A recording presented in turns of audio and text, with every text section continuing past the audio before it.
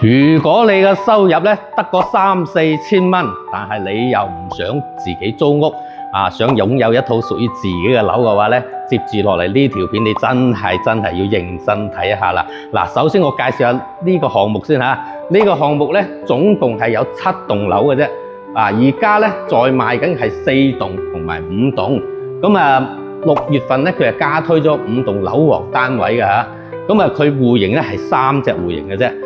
總係75平方嘅3房2廳2衛，埋一個83平方嘅大3房，埋一個94平方嘅4房2廳2衛，總共係3隻戶型啊。5棟咧，佢全部都係可以大裝修賣俾你嘅。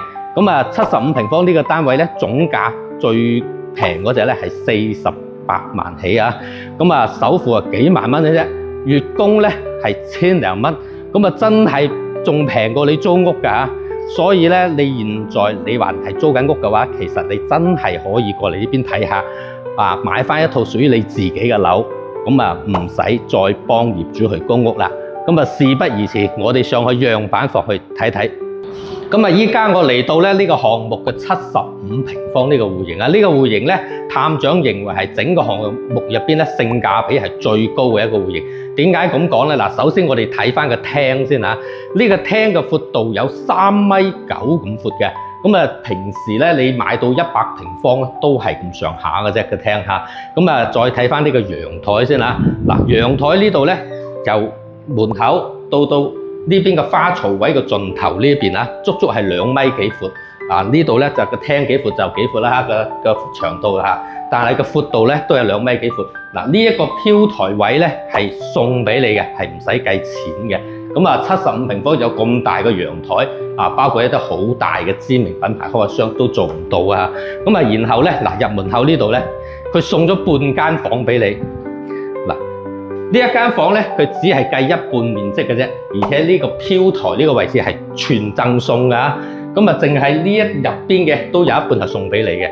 所以點解佢可以75平方做到咁實用嘅？呢度咧樣板房為咗展示好，佢又冇做圍牆嘅。實際上咧呢度你做翻牆做翻門就 OK 㗎啦。5棟咧樣板房，如果你大裝修咧，呢啲門牆呢啲全部都係做好晒㗎。睇翻入邊啲房夠唔夠大啊？你睇翻啦，呢一間係客房。咁你睇到客房呢邊咧有一張1.5米嘅榻榻米做喺呢度嘅。同樣啦，飄窗位置全部送俾你。呢邊做完床，你睇到呢個空間同你一間普通房嘅位置係差唔多嘅。所以咧，佢呢個房間嘅空間有足有9個幾平方。喺空間上邊真係唔輸蝕過100平方嘅單位啊！今日入嚟主人房睇就仲大，因為我哋樣板房係喺3棟呢一邊咧交標嘅時候咧係冇帶套間嘅，但係新推出嘅5棟單位咧佢係有埋套間嘅，而且你大裝修交付嘅時候套間已經做好晒。呢個主人房嘅長度係有4.5米咁長，闊度有3.2米闊，所以佢同一般嘅100平方左右嘅3房單位其實冇乜差別，而且咧係兩邊採光通風，係南北對流嘅產品。